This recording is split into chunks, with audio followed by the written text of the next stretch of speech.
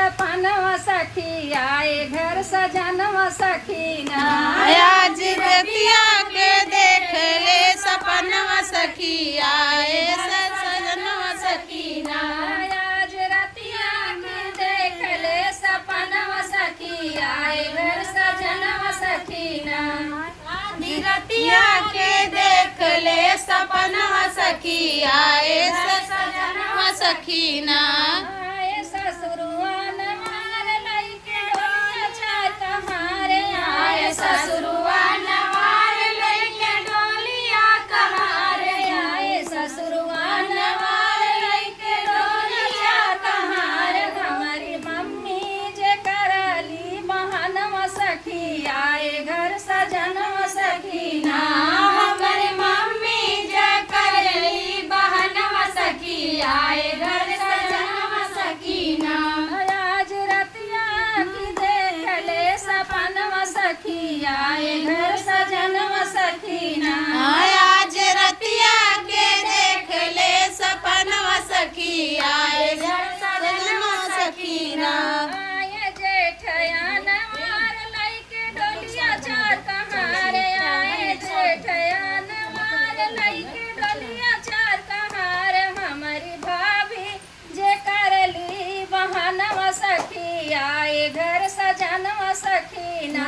हमारे भाभी जे करली बहनवा सखी आए घर सजनवा सखीना। हमारी भाभी जे करली बहनवा सखी आए घर सजनवा सखीना। हमारे भाभी जे करली बहनवा सखी आए सजनवा सखीना। आज रतिया की देख ले सपनवा सखी आए घर सजनवा सखीना। आज रतिया के देख ले सपनवा सजी आए सजनवा सकीना।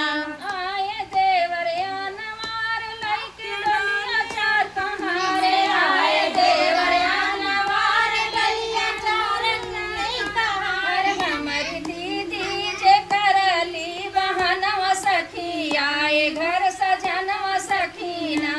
हमर दीदी जे करली बहनवा सखी आए घर सजनवा सकीना। आज रतिया की देख ले सपनवा सखी आए घर सजनवा सखीना। आज रतिया के देख ले सपनवा सखी आए घर सजनवा सकीना। आए पियवाया नवार लइके डोलिया चार कहारे आए पियवाया नवार लइके चार कहारे। आए पियवाया नवार लइके डोलिया चार कहारे। मन से चलई ना एक गऊ बहनवा सखी ए घर सजनवा सखीना। मन से चलई ना एको बहनवा सखी आए घर सजनवा सकीना। मन से चलई ना एको बहनवा सखी आए घर सजनवा सकीना।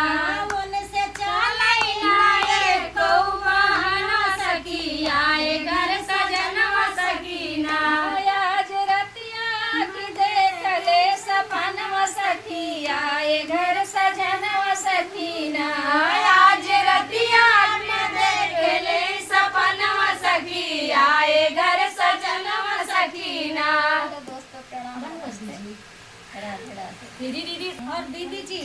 रात भैया प्यार ना है जम हुए हमसे क्यों सजम ना होते नीतू दीदी। जरूर बताइएगा। आप सबसे यही कहेंगे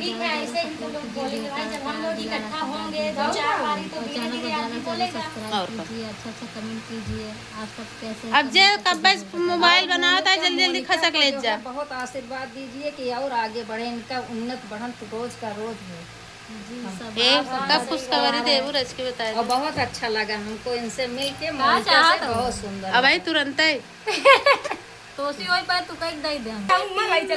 चला कौन अस्पताल में चलबू जहाँ कहबू कौने वाले में बहुत अस्पताल है, पूरा दुकान में पूजा डाल, लेकिन भाभी किन जौनन तू सब लाई चलबू भैया तोरे सबके राज आए इतनी बहनी यहाँ जहाँ राज आए वही चला लेके चला बस। मतलब गाना बड़ा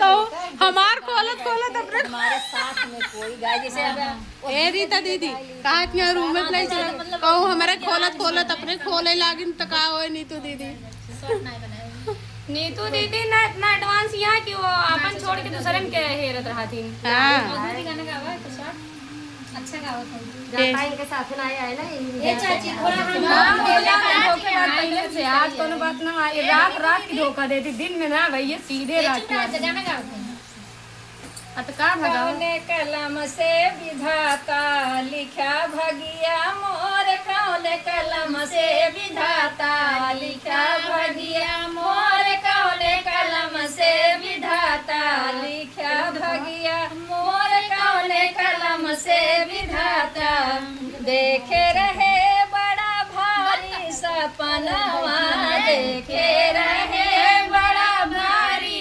सपनवा मिल जाए होई जाए मोर पूरा यार मनवा होई जाए मोर पूरा यार मनवा फुट गईले भगिया छिटक गे चारू ओर कौन कलम से विधाता लिखा भगिया मोर कौन कलम से विधाता। और शॉर्ट बनाने का खाओ